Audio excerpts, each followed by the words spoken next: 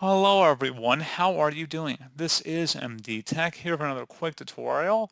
In today's tutorial, I'm going to show you guys how to set or change the Mozilla Firefox homepage. So this should hopefully be a pretty straightforward process here, guys. And without further ado, let's go ahead and jump right into it.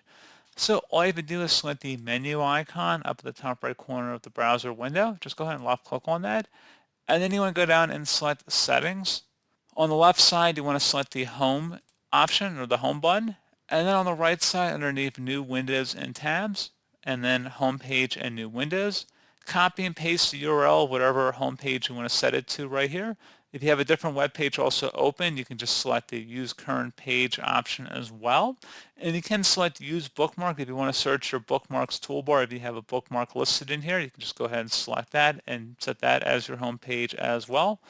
So pretty straightforward process on that, guys. And as always, thank you for watching.